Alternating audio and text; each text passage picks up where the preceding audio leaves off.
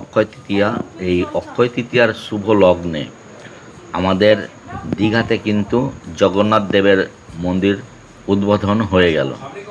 সেখানে সবথেকে নজর কাড়া যে বিষয়টি এসেছে সবার সামনে, সেটা হচ্ছে দিলীপ ঘোষের এন্ট্রি। জানি না রাজনীতি কোন পথে যাবে, জানি না কি হবে। তো সবথেকে যেটা ভালো লেগেছে দিলীপ ঘোষের এন্ট্রি, এটা খুব ভালো একটা বিষয়। রাজনীতির রং না দেখে সবাই কিন্তু একসঙ্গে এইভাবে একটা ভালো কাজে এগিয়ে আসা, আমি মনে করি খুবই একটা ভালো কাজ বা একটা ভালো উদ্যোগ।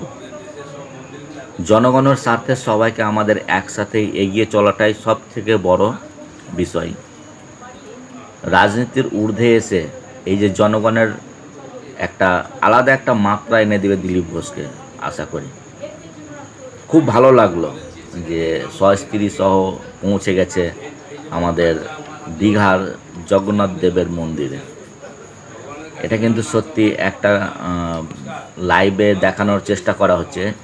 সব থেকে ভালো বিষয় হচ্ছে যে কি এক সময় উড়িষ্যার পুরীর মন্দিরে কিন্তু আমাদের মাননীয় মুখ্যমন্ত্রীকে ঢুকতে দেওয়া হয়নি। সে ঢুকতে না দেওয়ার ফলে সেখানে যে একটা প্রতিবাদ হয়েছিল, তো তারই ফলস্বরূপ আজকে আমাদের 2025 সালে জগন্নাথ দেবের মন্দির কেউ দেখবে, কেউ লুচির মতো ফুলবে, কিন্তু বাস্তব তথ্য হচ্ছে সেখানে কিন্তু আমাদের মাননীয় মুখ্যমন্ত্রীকে অপমান করা হয়েছিল। সেই অপমানের এটাকে যদি আমরা বদলা মনে করি, বদলা ভাবতে পারেন।